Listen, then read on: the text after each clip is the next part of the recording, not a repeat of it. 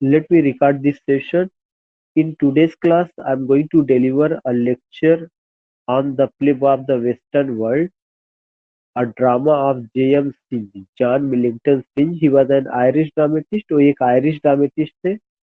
Let me share my screen.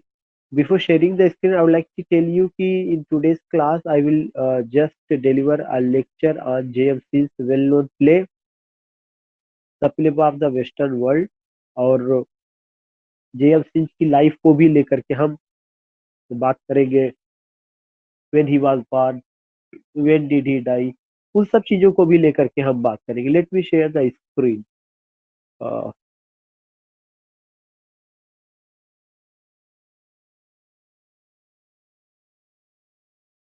So you will come to know we are going to talk about what we are going to talk about the Playboy of the Western World, a drama of J.M. Synge. First कुछ point J.M. Synge पर.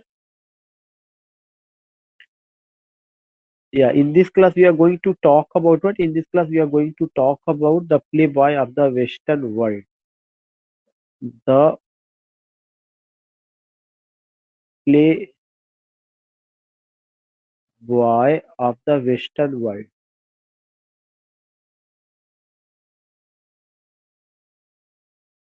Western World. LD.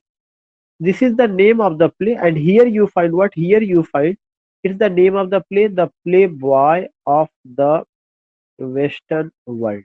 It's the name of the play. When you talk about this play, The Playboy of the Western World, there are certain things which you have to remember. Number one कि ये जो play है किसके द्वारा लिखा गया है? The play has been written by whom? The play has been written by J.M. Synge. जो सबसे पहला point है, it's a well-known play of J.M. Synge. It's a well-known KNOWN. It's a well-known play of J.M. Synge. J.M. Synge. SYNGE, an Irish dramatist. An Irish dramatist.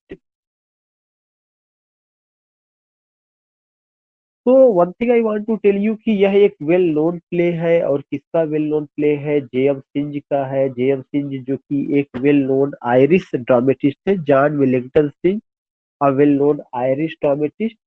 You will come to know कि ये जो play है इसमें क्या characters है, किन किन लोगों को लेकर के बात किया गया है. तो सबसे पहला पॉइंट हमें ये ध्यान में रखना है कि यह प्ले किसके द्वारा लिखा गया है? J.M. Synge के द्वारा लिखा गया है. J.M. Synge. J.M. Synge कहाँ के हैं? आयरिश ड्रामेटिस्ट है, आयरलैंड के ड्रामेटिस्ट है. और इसमें क्या क्या रहा है? एक तो यह जो प्ले है 3 एक्ट में है. The play is is in 3 act.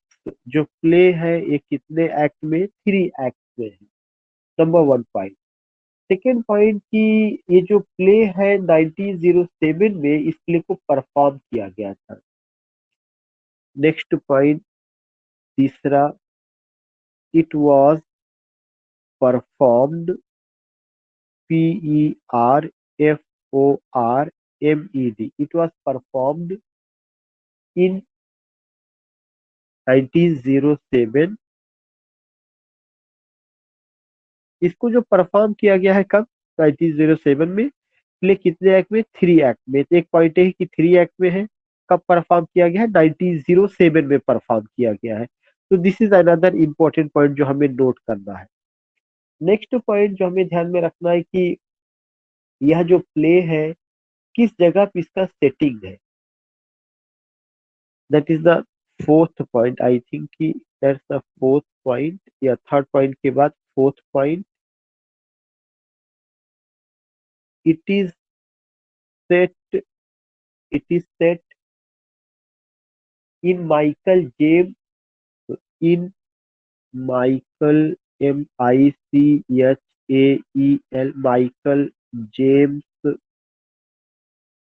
James Flaherty's public house, फ्ला FLA एक कैरेक्टर का नाम है, HERTY, Flaherty's public house, PUBLIC public house, और उस पब्लिक हाउस का नाम क्या है, in County Mayo,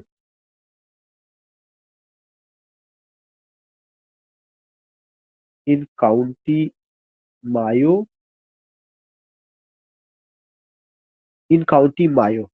so you will come to know कि जो प्ले है उसका सेटिंग दिखाया जाता है, कहाँ पर दिखाया जाता है, it is set in Michael James Flaherty's public house, उनके पब्लिक हाउस में इसका सेटिंग दिखाया गया है। तो जो सेटिंग है जिसके घर में दिखाया गया है या जो पब्लिक हाउस है उसका क्या नाम है, माइकल जेम्स फ्लाहर्टीज, उनके घर में इसका अपना रहा है।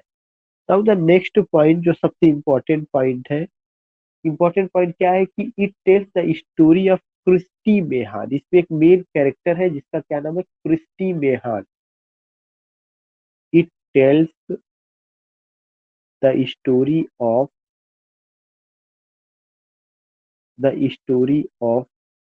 Christy Mahon, CHRISTY, Christy Mahon. Christy Mahon को स्टोरी को लेकर के इसमें बात की गई। It tells the story of Christy Mahon, a young man, a young man running away from his farm, running away from his farm, running away from his farm, claiming he killed his father, claiming he killed his father, he killed his father।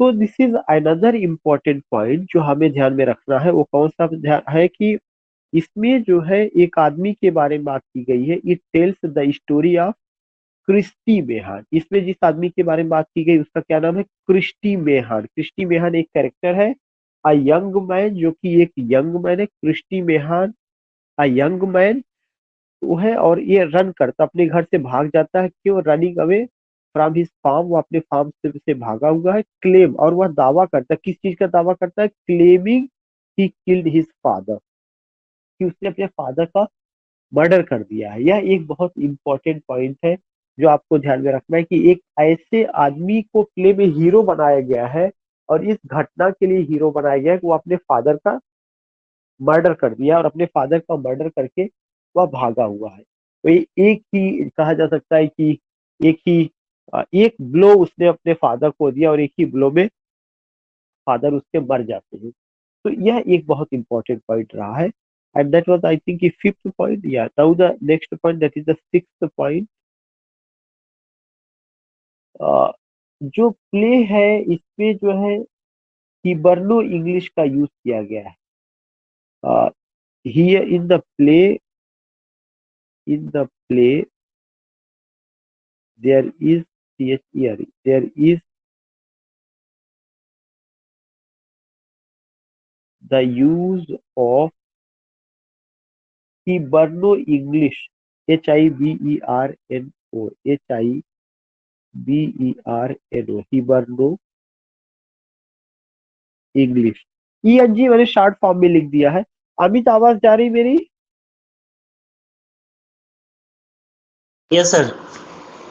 या okay, मैं सारा point लिखवा दे रहा हूँ। बहुत कम लोगों ने, बहुत कम का मतलब आपने ही अकेले ज्वाइन किया है, लेकिन फिर भी कम से कम रिकॉर्डेड रहेगा, क्लास हो जाएगी तो सबको समझ में आ जाएगा जो जो बातें की गई है, और नोट्स भी मैंने भेज दिया है, इसलिए मैं जी कंटिन्यू जी। रख रहा हूँ।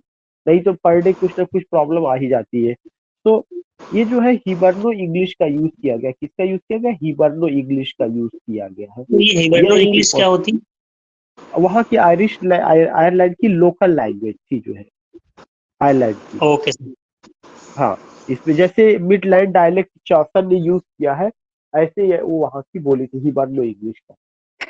अब उसके बाद सवाल ये उठता है कि ये जो प्ले है, इस पार्टिकुलर प्ले में मैंने आपको 6 पॉइंट बताया। 7th पॉइंट क्या होता है कि ये कहा जाता है कि वो अपने फादर को मार दिया है, लेकिन उसके फादर जिंदा रहते हैं और वह क्या बन जाता है, वह जो है लोगों के बीच में हीरो बन जाता है। 7th पॉइंट जो ध्यान में रखना है कि आ,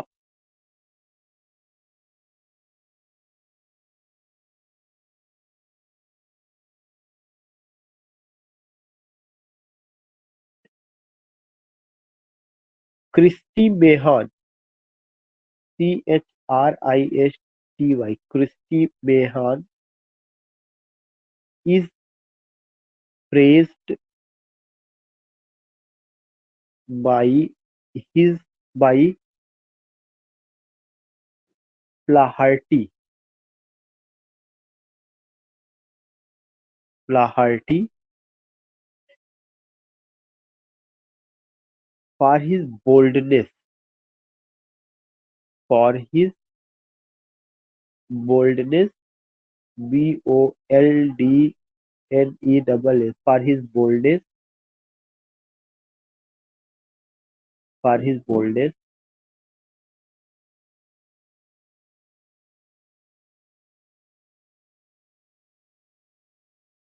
and bravery।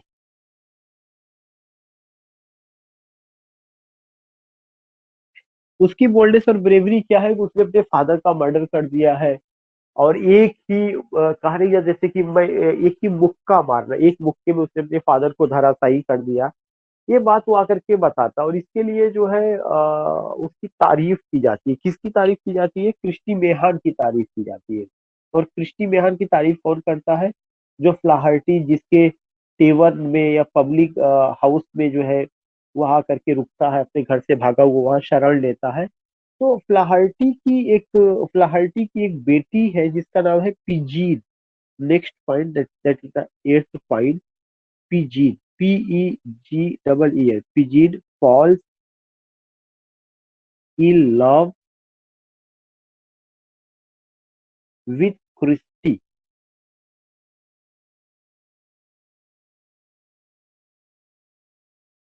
ये चीजें है कि पिजीन कौन है? पिजीन फ्लाहर्टी की बेटी है, and she is in love with whom, she is in love with Christy Mahon. क्यों?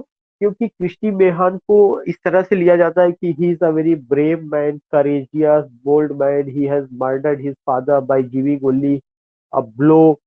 और जिस तरह से वो अपनी बहादुरी की कहानी उन किसानों के बीच में सुनाता है, तो लोग उसको अपने कंधों पर उठा लेते हैं, और सभी लोग उसके प्रति बहुत अट्रैक्ट होते हैं। उन्हीं में से अट्रैक्शन में एक तो पिजीन है, और पिजीन जो है उसके उसके लब में आ जाती है। तो ये एक दूसरी घटना है जो आप देखेंगे कि यहाँ पर है। अच्छा, दूसरा सबसे इम्पोर्टेंट चीज ये होता है कि there is another character, that is a widow Quin. Next point, next point, widow, WIDO, widow Quin, QUIN, widow Quin is also in love with Christy Mahon, CHRISTY, Christy Mahon. You will come to know कि जो window queen है, यह भी वही गांव की एक औरत है, और विडो क्वीन जो है she is in love with whom, she is in love with Christy Mahon. यह एक दूसरा पॉइंट है कि widow Quin is also in love with Christy Mahon. इस तरह से क्रिस्टी मेहन को लव करने वाले कौन कौन से? दो, एक तो विडो क्वीन है जो उसी गांव की है, और दूसरा कौन है? आपका पिजीन है। तो एक स्टोरी डेवलप होती है, और उस स्टोरी में ये दिखाया जाता है कि क्रिस्टी मेहन नाम का एक आदमी है जो अपने फादर का मर्डर कर दिया है, और वह जो है वहां से भाग आया हुआ है, एक दूसरे पास के गांव में शरण लिया है। और गांव वाले जो है उसके इस कार्य की प्रशंसा करते हैं कि वह बहुत बहादुर है, करेजियस है, बोल्ड है, और साथ ही साथ उसके स्टोरी टेलिंग, जिस तरह से वो अपनी घटना का वर्णन करता है, लोग उसके बाद फैसिनेट हो जाते हैं। We find fascination in the eyes of villagers. उनमें से जो है आप पाएंगे कि पिजी नाम की लड़की उसको लव करना शुरू कर देती है। एक विडो क्वीन नाम की औरत है, वह भी उसके साथ लव में है। This things we find.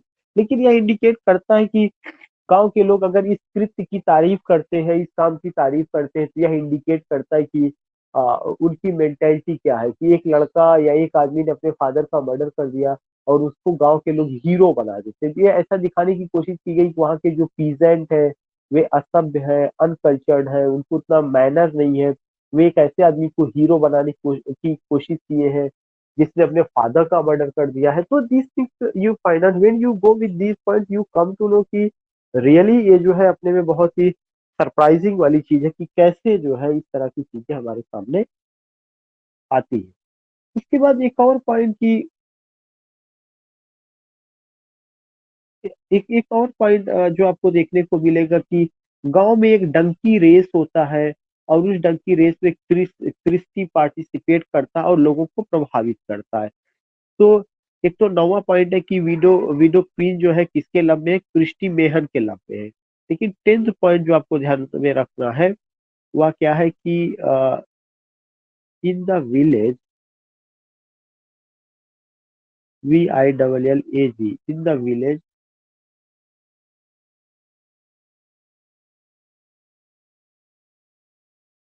In the village there is a donkey race,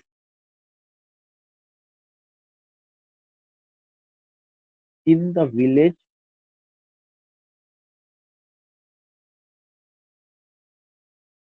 there is a donkey race, CHERE, there is a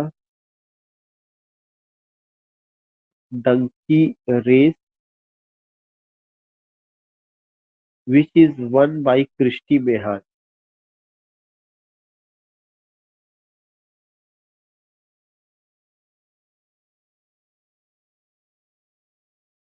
Christy, which is won by Christy Mehan. Christy Mehan. It impresses. It impresses. IMPRESS. It impresses village women.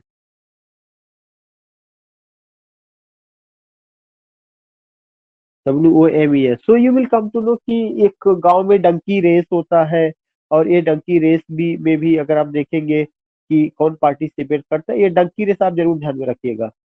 और ये किसके द्वारा जीता जाता है, Christy Mahan के द्वारा जीता जाता है। और इससे भी गांव की औरतें बहुत प्रभावित होती है। लेकिन तभी क्या होता है, जब ये घटना घटित होती रहती है, तभी ये पता चलता है कि एक्चुअली में क्रिस्टी मेहन का जो फादर है वो जिंदा है, वो मरे नहीं है। और वो जो है पीछा करते करते कहाँ पे चले आते हैं, क्रिस्टी मेहन के पास चले आते हैं। You will come to know, जब ये चीज गांव के लोगों को पता चलती है कि क्रिस्टी मेहन के फादर जिंदा है, तो गांव के लोगों ने जो अभी तक उसकी इमेज बनाई थी, जो उसकी इमेज गांव के लोगों में बनी थी कि वह बहुत बहादुर है, करेजियस है, बोल्ड है, उसने अपने फादर का मर्डर एक ही आप कह सकते हो ब्लो में कर दिया है। और तो उसकी वो इमेज टूट जाती है, और गांव के लोग उसको कैसे ट्रीट करते हैं, कावर्डिस के रूप में। और आप कह सकते हैं कि जो छल करता है, कपटी है, इस तरह के चीजों के रूप में गांव के लोग जो है उसको ट्रीट करते हैं। तो अब वो जो है क्या करता है कि सेकेंड टाइम वो अपने फादर पर हमला करता है, और जबरदस्त हमला करता है, और ऐसा लगता है कि ऑलमोस्ट उसने अपने फादर की हत्या कर दी है। तो अगर आप देखेंगे कि एक बेटा कैसे अपने फादर को मारने पर लगा हुआ है, पहली बार तो मारने का जो कारण था उसके पीछे समझ में आता है कि फादर उसके पीछे पड़े थे या उसको बार बार चीजों को रोकते थे। लेकिन दोबारा फादर जो है जब आते हैं उसका पीछा करते करते, तो वह जोश में आकर के कि गांव वालों ने मुझको कायर कहा है, अगर मैं अपने फादर पे हमला नहीं करूंगा या नहीं मारूंगा तो गांव वालों की नजर में मैं कायर हो जाऊंगा, पिजीन जो मुझसे लव करती वह मुझे छोड़ सकती है। तो सेकेंड टाइम वह क्या करता है, हमला करते हैं, और ऐसा लगता है almost his father is no more in this world. और you will come to know. लेकिन इस घटना के बाद जब वह सेकेंड टाइम अपने फादर पर हमला करता है तो गांव के लोग गुस्सा हो जाते हैं। वे उसकी प्रशंसा नहीं करते, बल्कि उसको क्या करते हैं, गिरफ्तार कर लेते हैं, या कहिए कि रस्सी में बांध देते हैं, और बांधने के बाद उसको उसको फांसी देने वाले रहते हैं, पेड़ से लटकाने वाले रहते हैं, मतलब उसको अगर कहा जाए कि जान से मारने वाले होते हैं सेकेंड टाइम जब वो अपने फादर पर हमला करता है। लेकिन इस बार भी उसका फादर जिंदा है, इस बार भी वह बच जाता है, और रेंगते रेंगते किसी तरह से आता है, अपने बेटे की जान बचाता है। तो जब वो बेटे की जान बचाता है, यहाँ पे दो चीजें नजर आती है। एक चीज तो ये नजर आती है कि पहली बार जब बेटे ने हमला किया फादर के ऊपर, तो फादर ने क्या किया था, व्हेन सन अटैक्ड फादर, तो फादर जो है ऐसा लगा मर गए हैं लेकिन जिंदा है। दोबारा जब वो उनके ऊपर हमला किया जाता है, तब भी ऐसा लगता है वो मर गए लेकिन जिंदा है। और फादर हर बार अपने बेटे को बचाने की कोशिश करता है। तो लास्ट में फादर और सन के बीच में ऐसी बॉन्डिंग हो जाती है कि बेटा जो है सब कुछ छोड़ करके फादर के साथ चला जाता है। तो ये वो इवन पिजीन तक को छोड़ करके चला जाता है। और शायद इस घटना के माध्यम से यह दिखाया गया है कि जो आयरलैंड है वहाँ के किसान जो है, उनकी अपनी कल्चर कैसी है, सोच कैसी है, वे किस तरह के लोगों को अपना हीरो मानते हैं, और कैसे वह क्रिस्टी मेहान के साथ बिहेव करते हैं, क्रिस्टी मेहान को वे क्यों ऐसा ट्रीट करते हैं, जबकि वह एक तरह का देखा जाए तो मर्डरर है। उसने अपने फादर पर अटैक किया, not only one time but twice attack किया, and he was almost means he was about to die, but you will come to know कि ये सारी घटना तो होती है, सारी घटना चलती है। और यहाँ पर हम एक चीज देखते हैं कि यह एक इम्पोर्टेंट पॉइंट नजर आता है जहाँ पे प्ले एक दूसरे डायरेक्शन में चलता है। और लास्ट में अगर आप देखेंगे पूरी कहानी में यही होता है कि वह जो है फिर अपने फादर के साथ मिल जाता है और अपने वतन को वापस चला जाता है। और किसको छोड़ करके चला जाता है, पिजीन को छोड़ करके चला जाता है, because Pegeen was in love with this man. लेकिन वह पिजीन को छोड़ करके चला जाता है। पिजीन बाद में इस चीज का पछतावा भी करती है कि I lost a Playboy of the Western World, वो इस चीज को कहती है। अब उसके बाद एक चीज ये आता है कि ये तो मैंने आपको स्टोरी बता दिया, प्ले कब पब्लिश हुआ, कब क्या चीजें हैं। नेक्स्ट स्लाइड में मैं आपको कैरेक्टर्स को लेकर के बात कर रहा हूँ। Character,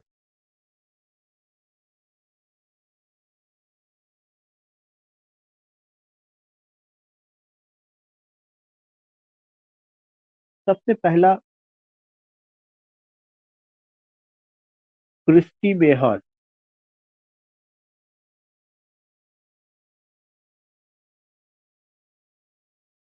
Christie Mahon, a man who brags he has killed his father, hero of the play, a wrestler, WRESTLER, a wrestler who claims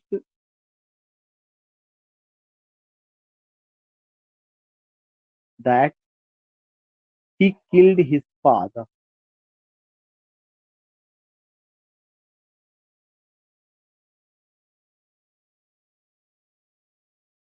दूसरा है ओल्ड मेहन।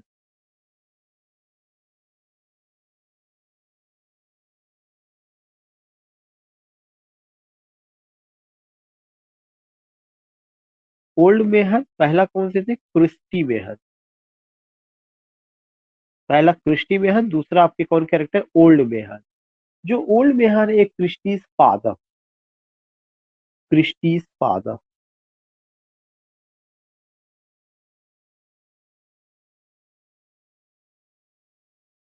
Christie's father. तीसरा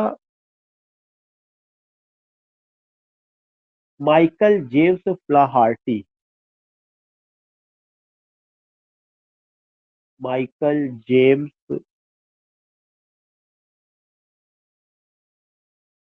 फ्लाहार्टी, HERTY, माइकल जेम्स फ्लाहार्टी।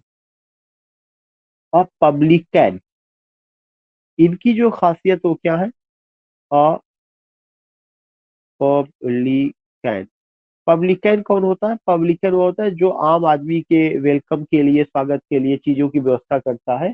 अब पब्लिकन वो है। तो Michael James फ्लाहार्टी of publican. Next, चौथा character,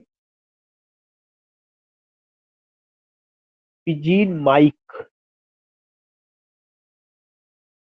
पिजीन mic,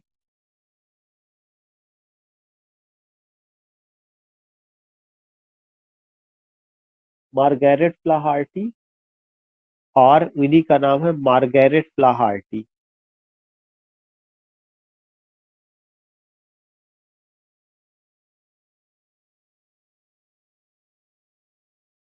Margaret फ्लाहार्टी,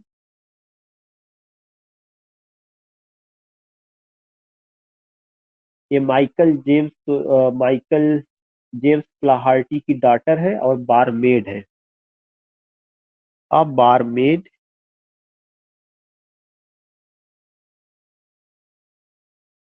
बारमेड, and daughter of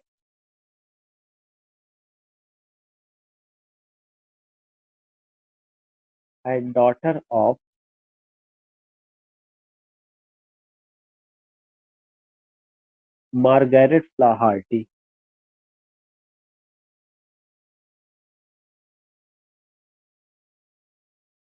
फ्लाहार्टी,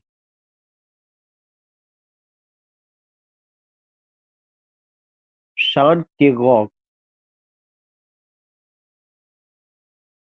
Pegeen Mike और Margaret Flaherty. Pegeen Mike एक कैरेक्टर है, ये आपको मैंने बताया ही था कि she is in love with whom, she is in love with Christy Mahon. और इसी का दूसरा नाम क्या है? मार्गरेट फ्लाहार्टी है। यह बारमेड भी है और किसकी बेटी है? डॉटर ऑफ मार्गरेट फ्लाहार्टी की बेटी है। और दूसरा नेक्स्ट कैरेक्टर है पांचवा, Shawn, SHAWN, Shawn Keogh, KEOGH, a young woman who loves Fiji,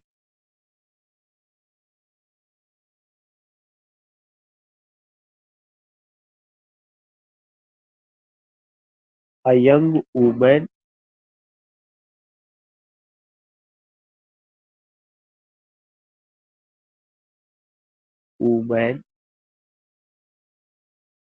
who loves Fiji,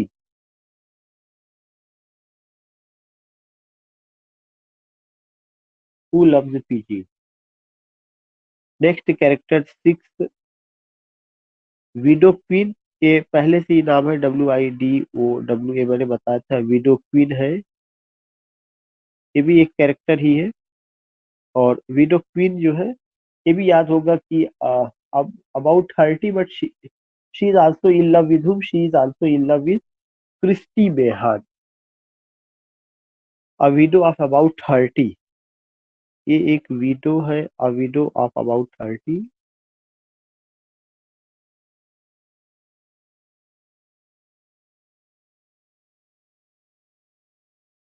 a widow of about 30।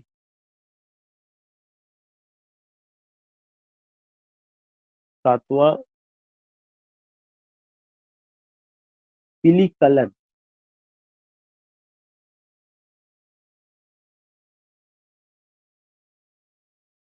पिली कलन एंड जिमी फैरेल।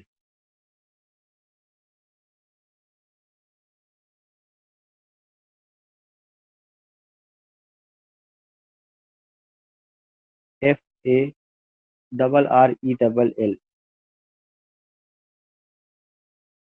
ये क्या क्या है? फार्मर्स है, ये लोग किसान है। तो यू फाइंड दैट कि फिली कलन एंड जिमी फैरल, ये लोग ड्रामा में किसान के रूप में आए हुए हैं। उसके अलावा कुछ विलेज गर्ल है, उससे कोई मतलब नहीं। सारा टांजे सुजान, वो कोई बहुत इंपॉर्टेंट पॉइंट नहीं रहा। So in this way you find these writers, these authors. अब हम लोग किस पर बात करेंगे? About dramatist, JM SYNG। हल्का सा इनके बारे में बात करना जरूरी है क्योंकि जेएम सिंह का ही drama Playboy of the Western World है। इनके बारे में बात बताई ही जा चुकी, आयरिश ड्रामेटिस्ट थे, all this things you find. तो एक तो इनका पहला पॉइंट है कि born on 16 April 1871, 16 April 1871, died in 1909, died in 1909। Parents इनके कैथलीन ट्रायल है, जॉन है, सिंज है। कोई वो बहुत इंपॉर्टेंट चीज ऐसा नहीं है कि इनके पेरेंट्स का नाम। तो born on 16 April 1871, 1909, Irish dramatist है, आयरलैंड में इनका जन्म हुआ है। और इनके कुछ वर्क हैं जिनका नाम जानना जरूरी है। हिज वर्क कौन कौन से उनके वर्क रहे हैं। एक तो उनका जो वर्क है उसका नाम है the Playboy of the Western World, तो है ही है। The Playboy, the Playboy of the Western World, WORLD, 1907 में, 1907 में। दूसरा है Riders to the Sea, RIDERS, Riders to the Sea, 1904, 1904। तीसरा है, तीसरा है in the Shadow of the Glen, in the Shadow, SHADOW, in the Shadow of the Glen. Of the Glen होगा, एक चीज में छोड़ दिया, ऑफ द ग्लेन, GLEN। ये 1904 में। फोर्थ है the Well of the Saints, the Well of the Saints, SAINTS, the Well of the Saints, 1905 में, 1905।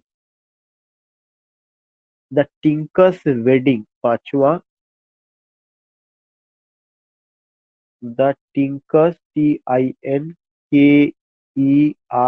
The Tinker's Wedding, WEDDING, the Tinker's Wedding, 1909।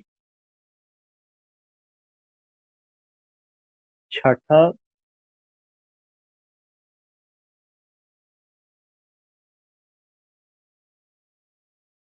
देदरी of the Sorrows, DEIRDRE,